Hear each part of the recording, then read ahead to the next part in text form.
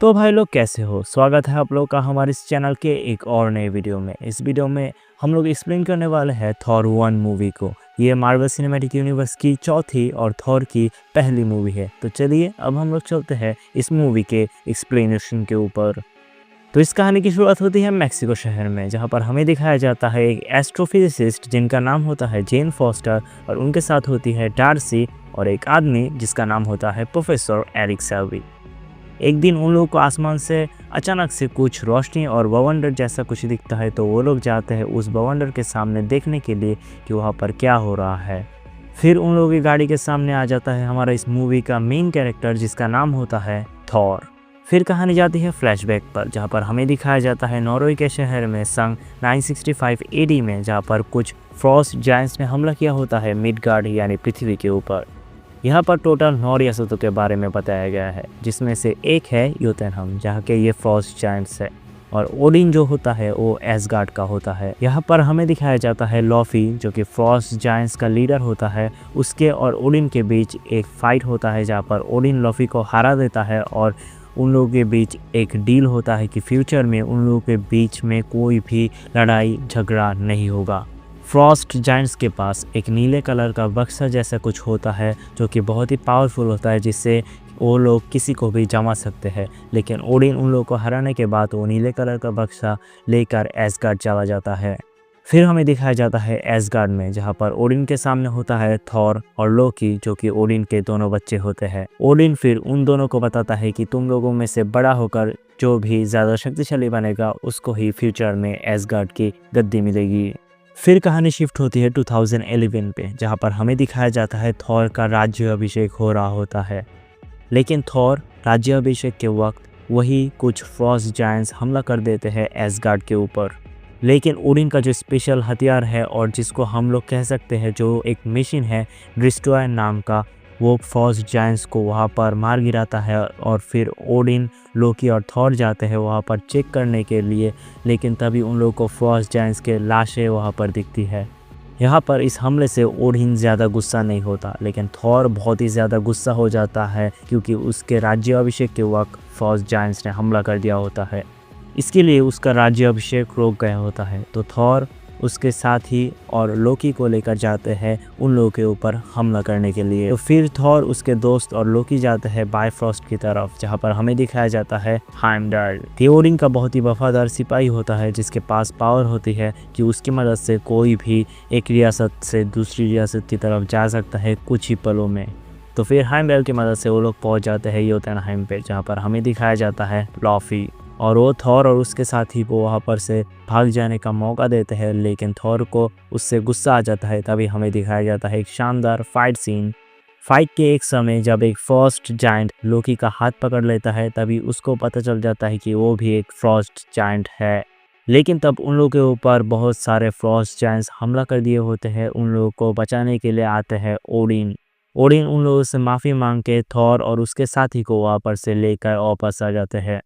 Odin Thor के इस हमले से बहुत ही ज़्यादा नाराज़ हो जाता है, और थॉर जब बदतमीज़ियाँ करता है ओडिन से, तब ओडिन थॉर और उसके हैमर जिसका नाम होता है म्योनिर, वो लेकर फेंक देता है थॉर को पृथ्वी में, और उसका जो हैमर है उसको एक अब्लिट के साथ पृथ्वी में फेंक देता है कि अब इसको सिर्फ वही उठा सकता है जो इसका योग्य यानी वर्दी होगा। फिर कहानी शिफ्ट होती है प्रेजेंट टाइम पे, जहाँ पर हमें दिखाया जाता है इस मूवी का स्टार्ट वाला सीन, और दूसरी तरफ हमें दिखाया जाता है थॉर का हैमर एक खाली जगह में पड़ा हुआ होता है, जो कि बहुत सारे लोग उठाने का कोशिश कर रहे होते हैं, लेकिन कोई भी उसे उठा नहीं पाता। दूसरी तरफ हमें दिखाया जाता है लोकी जब उस नीले कलर के बक्से को पकड़ता है तो उससे अपना असली रूप दिखाई देता है। वो ओडिन से पूछता है कि उसने लोकी को गोद लिया था, ये उसने क्यों नहीं बताया था लोकी को।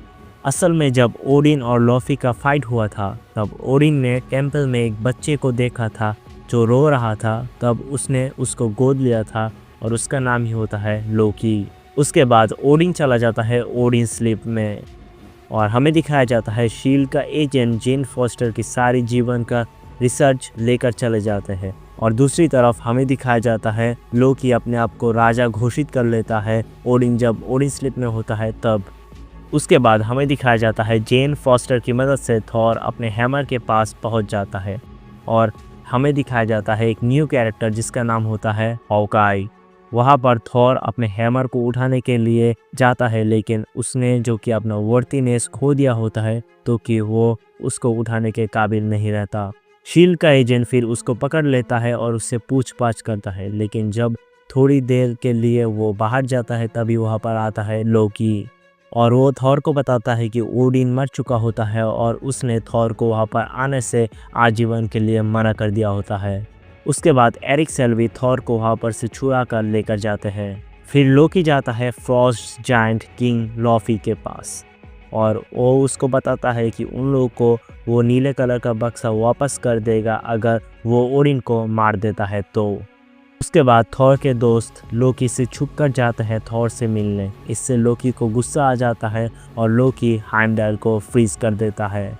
लोकी भेजता है डिस्ट्रॉयर को थॉर को मारने के लिए, लेकिन जो कि थॉर ने अपनी सारी शक्तियाँ खो दिया होता है, वो कुछ नहीं कर पाता डिस्ट्रॉयर के सामने। अपना जान का फिक्र करे बगैर वो अपने आप को सैक्रिफाइस कर देता है डिस्ट्रॉयर के सामने। इससे थॉर को अपनी सारी शक्तियाँ वापस मिल जाती है और वो वहाँ पर चुटकी बजाते ही डिस्ट्रॉयर को मार गिराता है। उसके बाद हमें दिखाया जाता है लॉफी जाता है ओडिन को मारने के लिए, लेकिन लोकी डबल क्रॉस करके लॉफी को वहाँ पर मार गिराता है और ओडिन के सामने अपने आप को योग्य प्रूफ कर लेता है। और फिर लोकी योतुनहेम को डिस्ट्रॉय करने के लिए बायफ्रॉस्ट का जो रेडिएशन है वो योतुनहेम के ऊपर फॉल कर देता है, लेकिन तब वहाँ पर थॉर आ जाता है और वो बायफ्रॉस्ट को ही तोड़ देता है योतुनहेम को बचाने के लिए। लेकिन उससे थॉर और लोकी नीचे गिर जाता है, लेकिन ओडिन आके उन लोगों का हाथ पकड़ लेता है। उसके बाद लोकी ये बोलकर अपना हाथ छोड़ देता है कि वो कभी भी किंग बनने के योग्य नहीं था और वो वहाँ पर ही मर जाता है। उसके बाद हमें दिखाया जाता है ओडिन थॉर को अभी राजा बनाने के लिए मान जाता है, लेकिन थॉर अभी 9 रियम्स को घूमने देखने का सिद्धांत लेता है। थॉर फिर बायफर्स्ट की वहाँ से देखता है पृथ्वी की तरफ। इसी के साथ हमारी इस मूवी की कहानी ख़त्म हो जाती है। इस मूवी के पोस्ट क्रेडिट सीन में हमें दिखाया जाता है निक फ्यूरी बुलाता है प्रोफेसर एरिक सेल्वी को और वो वहाँ पर टेज़रेट के ऊपर रिसर्च करने के लिए देता है एरिक सेल्वी को। और यहाँ पर हमें एक ट्विस्ट दिखाया जाता है लोकी जिसने माइंड कंट्रोल किया होता है एरिक सेल्वी का।